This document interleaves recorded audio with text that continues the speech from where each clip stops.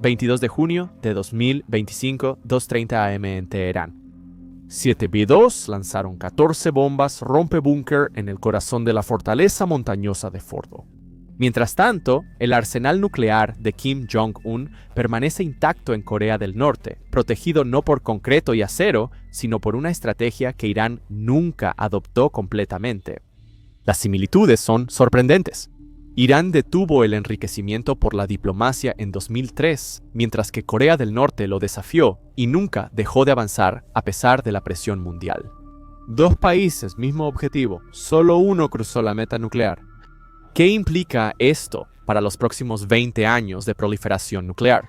Permíteme explicar cómo las decisiones tomadas hace décadas aseguran que habrá más países con armas nucleares en un futuro cercano. En 1968, Irán firmó el Tratado de No Proliferación Nuclear, prometiéndole al mundo que nunca construiría la bomba. Tras la revolución de 1979, Teherán empezó en secreto a enriquecer uranio, aunque seguía cumpliendo el Tratado de No Proliferación. Corea del Norte no hizo tal promesa. En 1986, los reactores soviéticos de Yongbyon ya producían plutonio y sentaban bases para armas. En 2003, Corea del Norte se retiró completamente del Tratado de No Proliferación, anunciando al mundo que construiría armas nucleares sin importar las consecuencias. Mientras tanto, Irán enfrentaba crecientes presiones tras las revelaciones sobre su instalación secreta en Natanz y tomó la decisión opuesta: pausar el enriquecimiento y negociar. La decisión de Irán expuso su programa a una presión externa constante. Cada negociación fue una oportunidad para que los opositores reunieran información, impusieran restricciones y planearan sabotajes. La retirada de Corea del Norte eliminó por completo la supervisión. Mientras Irán debatía con diplomáticos, Corea del Norte construía centrifugadoras. La vulnerabilidad se volvió un abismo. En 2010, cuando el virus Stuxnet destruyó 1000 centrifugadoras en Natanz, un ciberataque fue posible porque las instalaciones de Irán eran conocidas, monitoreadas y accesibles para la inteligencia extranjera. Los sitios nucleares de Corea del Norte no sufrieron esos ataques.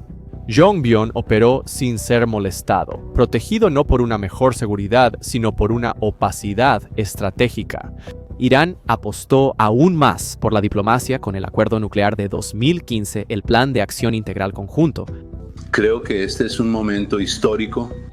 Estamos llegando a un acuerdo que no es perfecto para nadie, pero es lo que pudimos lograr y es un logro importante para todos nosotros. El acuerdo trajo alivio de sanciones, pero también una mayor supervisión. Inspectores internacionales inspeccionaron a fondo las instalaciones iraníes, mientras las de Corea del Norte seguían siendo cajas negras. Teherán intercambió avances nucleares por un respiro económico. Para 2017, Kim Jong-un declaró que el poder disuasorio nuclear de Corea del Norte estaba completo. Cuando Trump se retiró del Plan de Acción Integral Conjunto en 2018, el programa de Irán seguía limitado por acuerdos internacionales que esperaba preservar. Cuando la guerra de 12 días entre Irán e Israel inició en junio de 2025, Netanyahu bombardeó directamente instalaciones nucleares iraníes. Más de 200 aeronaves israelíes lanzaron 330 municiones sobre sitios iraníes. Irán respondió con 550 misiles balísticos y 1000 drones, pero el daño ya estaba hecho. Cuando Trump se unió con 14 bombas antibúnker dirigidas a Fordo, Natanz e Isfahán, la infraestructura nuclear de Irán quedó en ruinas. Corea del Norte observó desde la distancia con su arsenal intacto. La diferencia no era la tecnología ni los recursos. Era la estrategia. Una nación aceptó los costos del aislamiento para asegurarse una carta de triunfo. La otra intentó obtener tanto legitimidad como la bomba y terminó sin ninguna de las dos. Hay muchas áreas grises cuando se trata de geopolítica, pero cuando se trata de armas nucleares, hay una verdad inconfundible.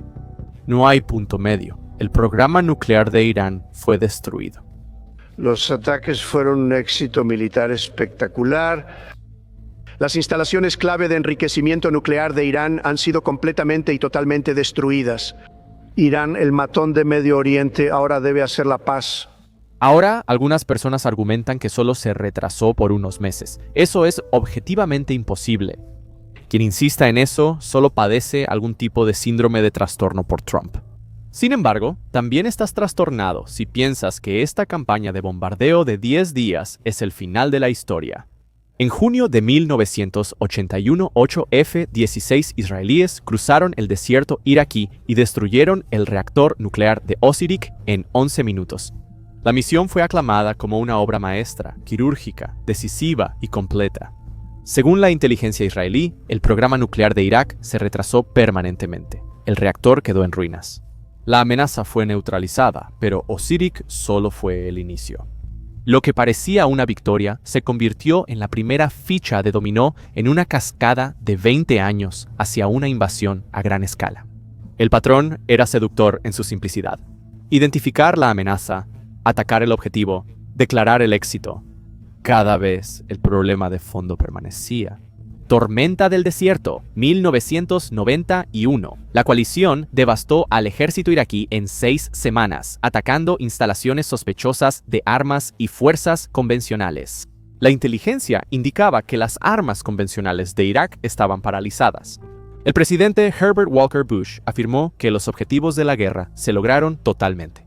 El secretario de Defensa, Dick Cheney, proclamó que la amenaza militar de Irak había sido derrotada de manera integral. La misión estaba completa. La maquinaria de guerra de Saddam fue destruida. Zorro del Desierto, 1998. 4 días de ataques de precisión a presuntos sitios de armas tras la expulsión de inspectores de la Organización de las Naciones Unidas por Irak.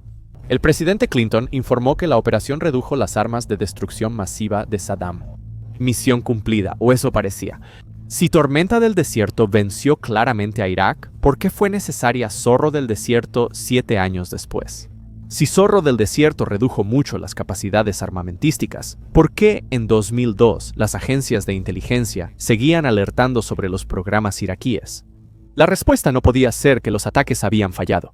Se había invertido demasiado capital político en afirmar que fue un éxito. La narrativa cambió a que Irak era especialmente persistente y peligroso, por lo que se necesitaban acciones más contundentes. En 2003, los responsables de políticas veían 20 años de desafíos iraquíes que exigían respuestas más firmes. La administración de Bush no podía admitir que las victorias previas habían resuelto el problema, ya que eso debilitaría el argumento para la invasión. Todo terminó con la invasión de 2003 de la administración Bush. Corea del Norte observó esto y llegó a sus propias conclusiones. Los ataques limitados provocan ataques mayores. Los programas parciales invitan a la destrucción total. Las declaraciones de victoria tempranas generan presión para una escalada posterior. La única protección es la bomba terminada y la voluntad demostrada de usarla. El liderazgo de Irán estudió la misma historia, pero en junio de 2025, cuando los bombarderos B-2 se acercaban a Fordo, descubrieron que saber la lección y aplicarla son cosas completamente diferentes. Ahora, algunos están especulando si el régimen puede sobrevivir, pero esas bombas rompebúnkeres que destruyeron Fordo no tocaron la verdadera fuente del poder del régimen iraní. Un sistema teocrático construido para sobrevivir precisamente a este tipo de ataques. Mientras analistas occidentales discuten si los ataques retrasaron el programa nuclear de Irán por meses o años, ignoran una cuestión más profunda. ¿Por qué importa cuando el régimen que ordena esas centrifugadoras no va a ninguna parte? La República Islámica de Irán no es un estado autoritario típico vulnerable a ataques de decapitación o levantamientos populares. Es una teocracia institucional con raíces que van mucho más allá del Ayatollah Khomeini o de cualquier líder individual. Irán tiene más de 100.000 clérigos repartidos por todo el país, desde mezquitas de pueblos hasta los niveles más altos del gobierno. Estos no son funcionarios políticos que puedan ser reemplazados de la noche a la mañana. Son autoridades religiosas cuya legitimidad proviene de décadas de educación islámica y de lazos comunitarios. La infraestructura clerical crea redundancia que la mayoría de los regímenes autoritarios no tienen. Si se elimina a Khomeini mañana, la asamblea de expertos, compuesta por altos clérigos, seleccionaría un reemplazo dentro del mismo marco teológico. El sistema está hecho para no depender de líderes, sino ser a prueba de ellos. Y la resiliencia histórica del país es aún más profunda. El Estado persa ha sobrevivido a la conquista de Alejandro, la invasión árabe, la devastación mongola y la interferencia rusa. El Irán moderno soportó 8 años de una guerra brutal con Irak que mató a 500.000 de personas, enfrentó un aislamiento internacional total y resistió décadas de sanciones. Sin embargo, el Estado perduró. El régimen actual puede ser revolucionario, pero gobierna una civilización con 2.500 años de experiencia sobreviviendo a la presión externa. Y las tropas de la Guardia Revolucionaria Islámica controlan aproximadamente el 60% de la economía de Irán a través de empresas fachada y propiedad directa. Con 190.000 efectivos activos, la Guardia Revolucionaria Islámica opera tanto como fuerza militar como conglomerado empresarial, creando intereses materiales que trascienden la ideología, incluso si la autoridad clerical se debilita. Este complejo militar-industrial tiene sus propias razones para preservar el sistema actual. Bajo la Guardia Revolucionaria Islámica está la milicia Basij, con 600.000 a 1.000.000 de voluntarios de medio tiempo distribuidos en vecindarios, universidades y lugares de trabajo en Irán. Estos son ciudadanos comunes cuyos medios de vida dependen de la estabilidad del régimen. Y como ellos son los ojos y oídos de cada comunidad, organizar una oposición es extremadamente difícil. El aparato de seguridad interna demostró su eficacia durante el Movimiento Verde de 2009 y las protestas por el combustible de 2019. Ambos levantamientos llevaron a cientos de miles a las calles, pero el régimen mantuvo el control mediante represión selectiva y concesiones estratégicas. Y la mayor póliza de seguro del régimen podría ser su impopularidad.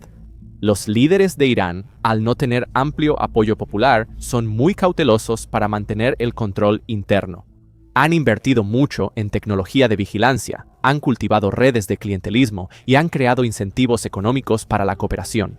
El resultado es un sistema optimizado para la supervivencia, no para la popularidad. Cuando las bombas israelíes y estadounidenses destruyeron las instalaciones nucleares de Irán, eliminaron infraestructura que puede ser reconstruida. Pero no tocaron a los mulás que ordenaron su construcción, a los oficiales del cuerpo de la Guardia Revolucionaria Islámica que la protegieron, ni a los voluntarios de Basij que custodiarían lo que la reemplazara. Mientras los líderes de Irán ven los escombros en Fordo, no piensan rendirse, sino reconstruir. La misma maquinaria institucional que sobrevivió a la revolución, la guerra y las sanciones, ahora se adaptará para reconstruir lo que fue destruido. Y aquí, el ejemplo de Corea del Norte se vuelve más relevante que nunca. El aislamiento de Corea del Norte se convirtió en su escudo nuclear. El comercio anual total del reino ermitaño, tal vez 3.000 millones en un buen año, era menos de lo que Irán perdió en un solo mes de sanciones. No puedes presionar una economía casi inexistente. Irán invirtió miles de millones en enterrar Fordo a 90 metros pensando que concreto y acero protegerían sus centrifugadoras. Mientras tanto, el complejo Yongbyon de Corea del Norte está en su mayoría sobre la superficie, rodeado de cercas y puestos de guardia. La instalación de enriquecimiento Kangson opera a solo 5 kilómetros de Pyongyang, tan cerca que cualquier ataque pondría en riesgo la vida de muchos civiles. La geografía amplificó estas decisiones. China se oponía oficialmente al programa nuclear de Corea del Norte, mientras que en secreto se aseguraba de que tuviera éxito. La asistencia técnica china ayudó a Pyongyang a adquirir componentes especializados a pesar de las sanciones. El mensaje constante de Pekín de que no toleraría el colapso del régimen creó un paraguas de seguridad que Irán nunca tuvo. Y ni China ni Rusia acudieron en ayuda de Irán durante su momento de crisis. Y esos ataques demostraron la capacidad militar de Estados Unidos, revelaron las nuevas reglas de un mundo multipolar donde ni siquiera los aliados cercanos pueden confiar en la protección de una superpotencia. Cada ministro de defensa que vio las imágenes llegó a la misma conclusión. En Riad, la advertencia de 2018 del príncipe heredero Mohammed bin Salman de que Arabia Saudita obtendría un arma nuclear lo antes posible se transforma de amenaza a cronograma.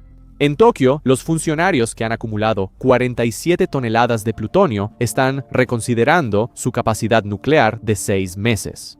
Incluso los aliados más cercanos de Estados Unidos vieron que Irán fue bombardeado pese a ser parte del Tratado de No Proliferación y sacaron sus propias conclusiones sobre el valor de los tratados. Los ataques se propagaron por las capitales extranjeras como una demolición controlada del antiguo orden nuclear. Brasil enriquece uranio. Turquía busca energía nuclear. Polonia observa cómo Alemania se rearma mientras enfrenta la presión rusa. Ahora, cada país sopesa el mismo cálculo. Confiar en protectores lejanos o construir la póliza de seguro definitiva. Los ataques a Irán buscaban evitar la proliferación. Revelaron nuevas reglas de un mundo multipolar donde solo los arsenales completos inspiran respeto genuino. Irán eligió la diplomacia y fue bombardeado. Corea del Norte eligió el aislamiento y permanece intocable. Cuando se disipa el humo, la estrategia de Corea del Norte parece profética.